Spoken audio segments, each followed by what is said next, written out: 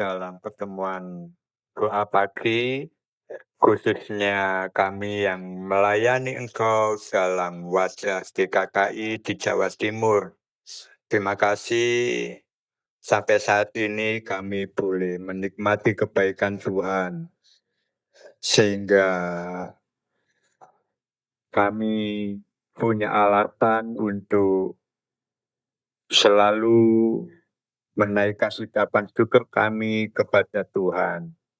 Terima kasih juga kalau sampai hari ini Tuhan masih juga mempercayakan pelayanan untuk kami mengerjakannya. Untuk itu ajar kami supaya kami boleh mengerjakan dengan setia. Terima kasih, kami akan mendengarkan sebagian dari firman-Mu, kiranya kami boleh merenungkannya dan kami boleh melakukan. Terima kasih ya Tuhan, terima kasih. Dalam nama Tuhan Yesus kami berdoa. Amin. Maju lawan. Bisa kasih renungan?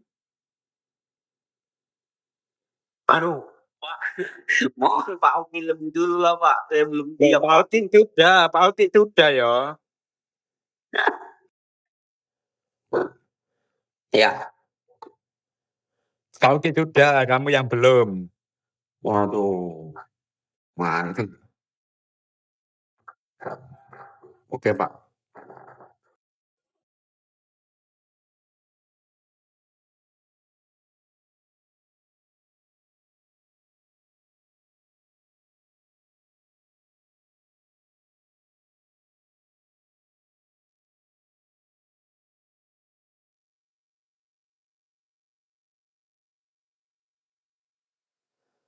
Ya, karena pagi hari ini saya diminta memberikan renungan, saya cuma mau membawakan sebuah frekuensi yang saya ambil dari Amsal 23 ayat 18. Langsung saja, karena masa depan sungguh ada dan harapanku tidak akan hilang. Jadi sebenarnya apa yang menarik dari Amsal ini? Amsal ini adalah sebuah hikmat dan didikan, dan tentu Amsal sendiri diberikan kepada para orang-orang yang mengambil bagian dalam pelayanan Tuhan untuk semakin hari diperlengkapi oleh hikmat yang luar biasa. Tentu ketika kita membaca Amsal, kita akan melihat banyak kalimat atau firman Tuhan yang ditulis untuk menguatkan kita secara khusus, bahkan menopang kita. Jadi yang saya refleksikan dari Amsal 23 ayat 18 adalah karena masa depan tunggu ada dan harapanmu tidak akan hilang. Saya melihat bahwa beberapa hari ini banyak di antara teman-teman sekerja Allah atau sejawat, banyak yang undur melayani Tuhan. Saya pikir apa yang membuat mereka mundur dan kehilangan semangat yang awalnya berapi-api dan penuh dengan kuasa, katakanlah urapan Roh Kudus seperti itu. Apa yang membuat mereka? Tetapi saya melihat bahwa yang menjadi masalahnya adalah karena firman Tuhan itu tidak lagi hidup atau bahkan diyakini sebagai firman Allah yang hidup. Maka ketika Amsal mengatakan karena masa depan tunggu ada dan harapanku tidak akan hilang, banyak dari antara teman-teman sejawat yang saya perhatikan, bahkan ke sejawat saya sendiri, itu mereka meninggalkan Tuhan. Dan ada beberapa juga yang mungkin mereka mengambil jalan pintas, ya pindah ke agama lain seperti itu. Tetapi Amsal pagi ini mengingatkan kita Melayani Tuhan adalah sebuah karunia khusus dan anugerah khusus yang diberikan kepada setiap mereka yang meresponinya dengan benar dan baik.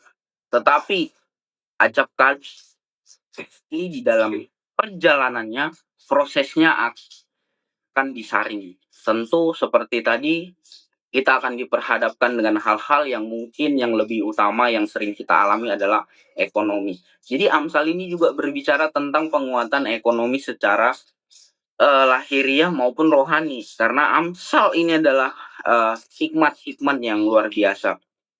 Nah, apa yang menjadi refleksi bagi saya dan teman-teman sekalian adalah bagaimana Amsal mengajarkan kita untuk tetap taat, setia, dan percaya. Kalau bahasa kerennya itu teologisnya katanya visio, gitu kira-kira. Jadi 3 kalimat ini dirangkai dengan satu kata yang luar biasa, visio. Jadi 3 hal ini membuat kita harus tetap percaya di saat keadaan sedang tidak baik-baik saja. Taat di saat kondisi membuat kita seakan-akan tidak sanggup untuk bertahan. Setia di saat tidak ada seorang pun yang mungkin dapat kita jadikan sebagai landasan atau penopang hidup. Tetapi yang menjadi pertanyaan adalah kalimat ini merujuk kepada Kristus, Sang Gembala Agung yang senantiasa membuat kita menjadi orang-orang yang merdeka. Artinya, Amsal